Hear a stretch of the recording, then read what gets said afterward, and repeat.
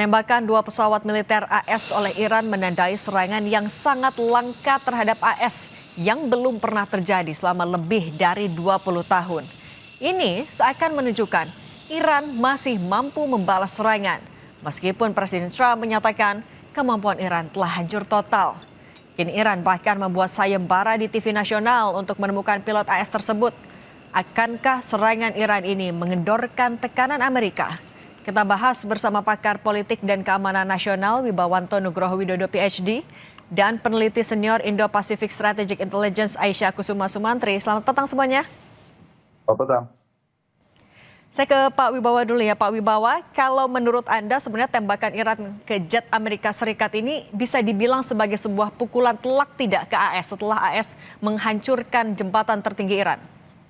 Ya, jadi gini Mbak ya. Jadi yang pertama itu, Amerika itu dipersiapkan kekuatan militernya untuk menghadapi satu major theater war di Cina.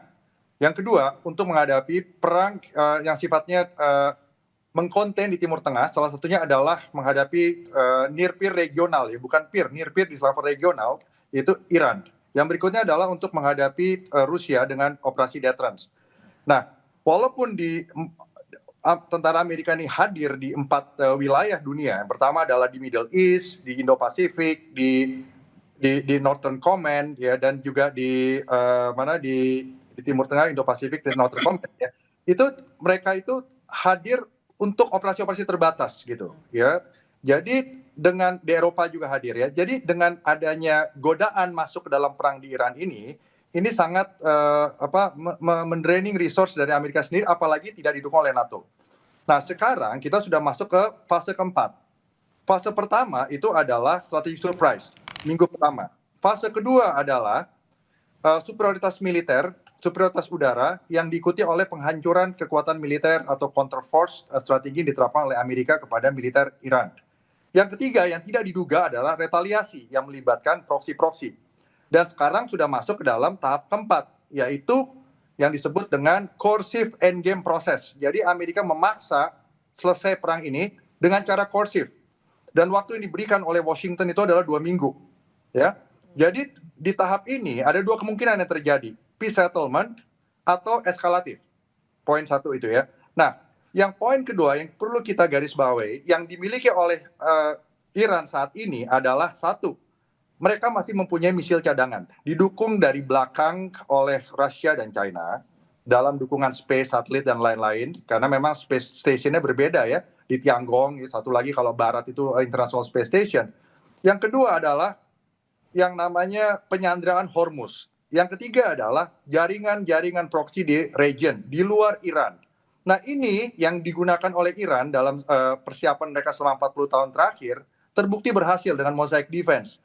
Ya, komando dilakukan secara desentralisasi. Outcome-nya adalah yang terjadi hari ini, yang baru-baru saja. Kejadian yang tidak pernah terjadi, di mana pesawat tempur generasi 4 plus milik Amerika jatuh ditembak, ya, oleh actor state, ya, oleh state actor, aktor negara. Ya, ini sebenarnya ditertawakan oleh Rusia dan China pastinya, ya.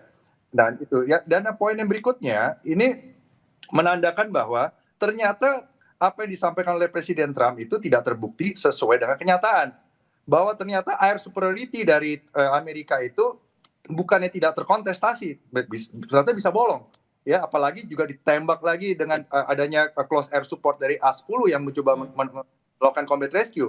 Yang kedua, asymmetrics ini menang lagi.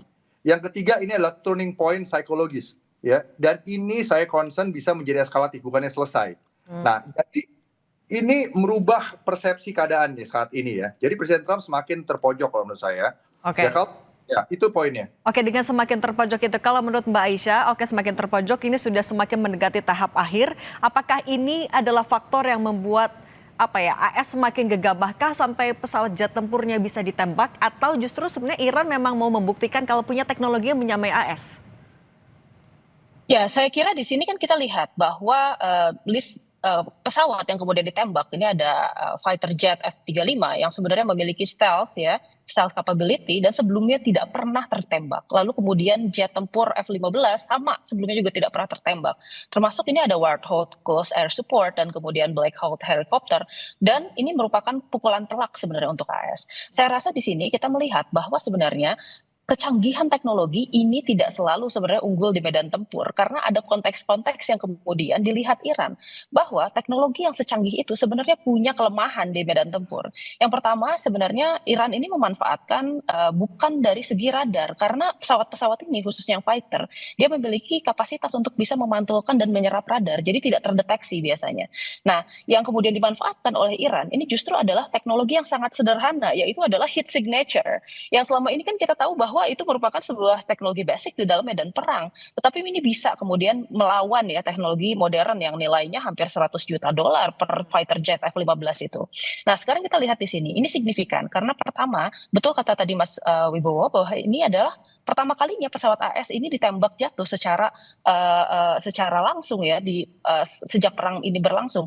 Nah, pertama, ini adalah sekarang Iran dan Amerika Serikat ini menghadapi sebuah perlombaan di antara kemudian tim search and rescue-nya, ya tim SAR-nya, dan kemudian pemerintah dan masyarakat Iran dalam melakukan pencarian dari pilot tersebut. Ada satu kru tadi ya, weapon system officer-nya yang masih belum bisa ditemukan sampai sekarang. Dan ini apabila ditemukan oleh Iran, sebenarnya ini bisa menjadi leverage dan bargaining position baru bagi Iran.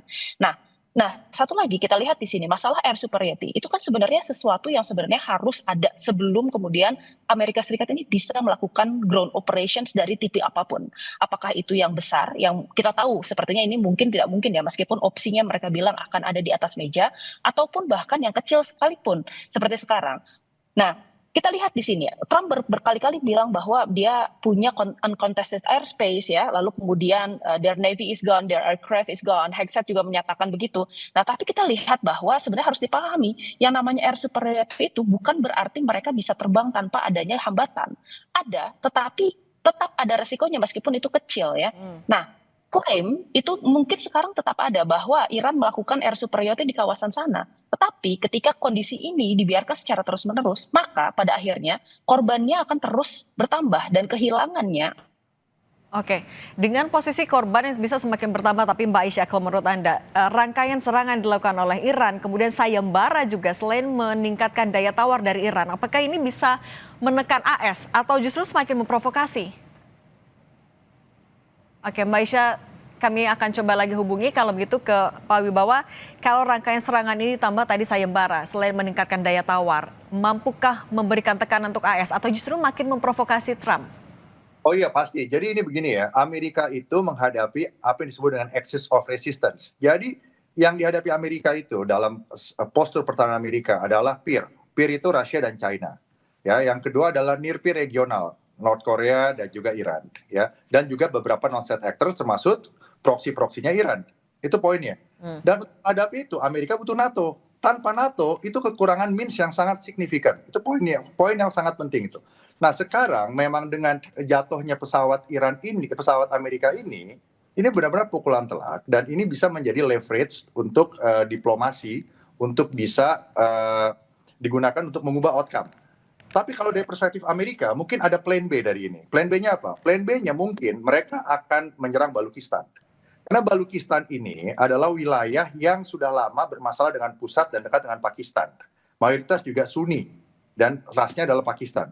Dan bisa saja tentara darat Amerika sebentar lagi akan dideploy ke Balukistan, diganggu di Balukistan, sambil menghancurkan beberapa missile stok yang ada di situ, dan itu akan menjadi leverage dari Amerika dengan Iran, yaitu pertama, tolong buka kembali Hormuz, ya, kami kembalikan Balukistan kepada Anda, ya, dan juga lepaskan sandera kita. Kira-kira gampangnya begitu.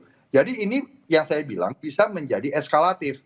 Karena Trump ini sebenarnya kalau ada dua pilihan ya. Yang pertama adalah berhenti sekarang.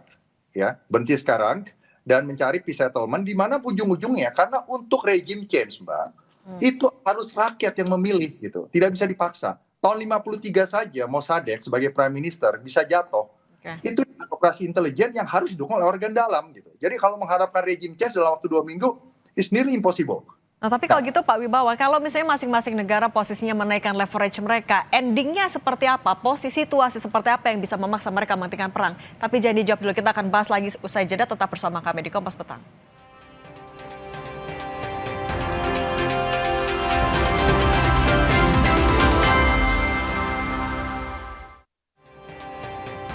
Kami lanjutkan lagi dialognya sambil mencoba masih menghubungi Mbak Aisyah.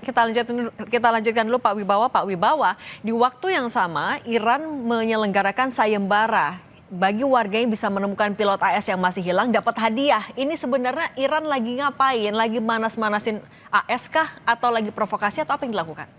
Kalau Iran itu mode-nya adalah survive, Mbak, ya. Survive dan dengan strategi attrition. Jadi Iran itu selama 2 minggu ke depan adalah menunda kemenangan Amerika.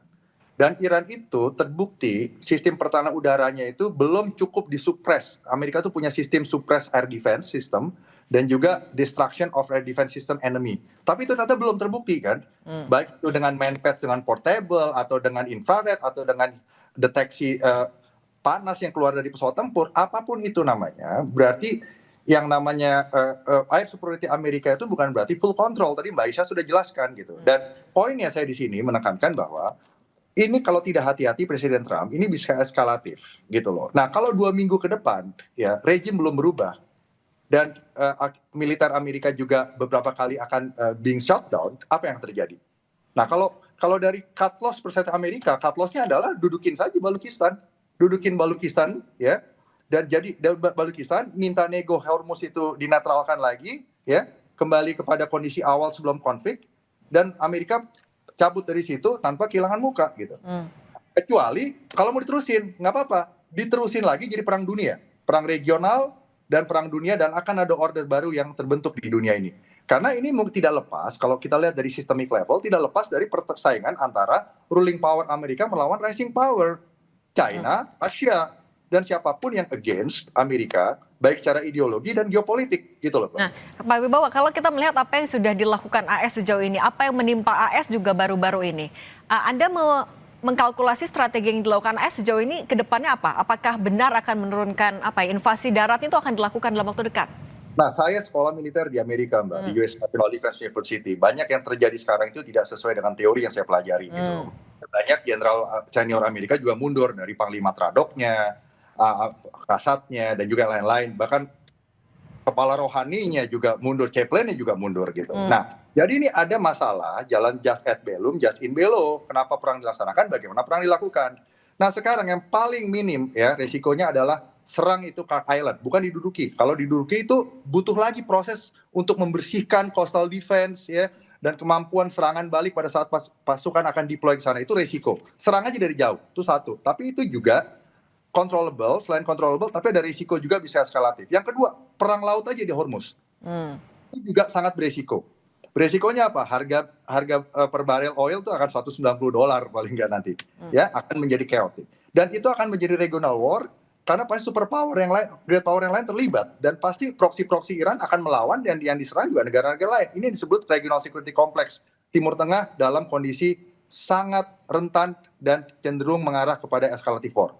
Yang ketiga adalah serang mainland. Kalau diserang mainland, berarti Amerika secara big picture itu sudah terdistract, Mbak. Karena major theater war-nya itu di Cina, bukan di Iran gitu. Di Iran itu hanya untuk containment, kondisi-kondisi kontingensi Middle East yang dihadapi bersama dengan NATO dan aliansi Arab Sunni di situ dan bersama Israel. Nah, jadi kemampuan Amerika hadir di Middle East, di Indo-Pacific Command, di Northern Amerika untuk mengamankan homeland defense mereka sendiri dan juga di Eropa, itu sifatnya hanya untuk exist, deterrence, dan operasi terbatas. Tapi kalau sampai deploy 500.000 pasukan invasi darat di Iran, udah pasti bolong di mana-mana nanti, Mbak, gitu. Dan itu akan ditentang habis pasti oleh domestik politik di dalam Amerika.